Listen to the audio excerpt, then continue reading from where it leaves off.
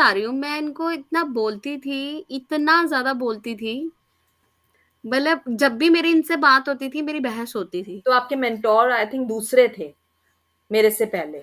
पता मैं मैम वही मैं बोल रही हूँ, जो मेरा एक्सपीरियंस रहा है ना, इनके साथ बहुत नेगेटिव रहा है, बहुत नेगेटिव, तो फिर अब क्या हर हो गया चीज़। मेरे से मिलने के बाद?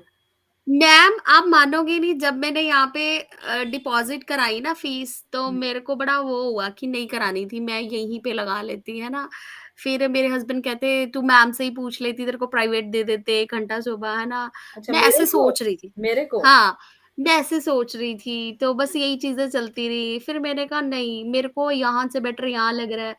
तो ये मेरे हस्बैंड कहते तेरा कुछ पता नहीं चलता। मैंने कहा फैक्ट है, जो चीज़ अच्छी लग रही है तो मैं लग रही है, जो नहीं लग रही थी तो मैं बोलती थी।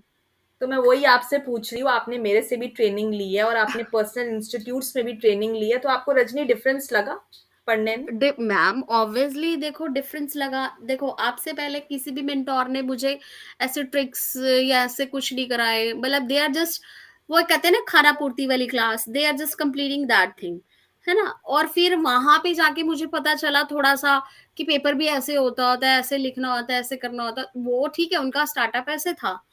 अब आपने जो मेरे को ट्रिक्स बताई दैट इज अ डिफरेंट, वो उससे भी ऊपर थी। ठीक है, चलो, ये थैंक चीज यू का फॉर द फर्क। कॉम्प्लीमेंट रजनी।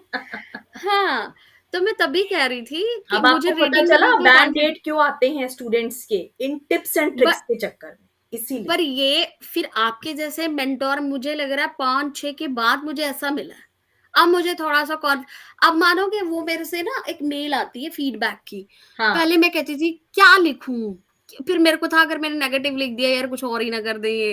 अब मैं सच्ची में मैं पॉजिटिव लिखती हूँ। मतलब ऐसे नहीं है, अब मैं लिख जो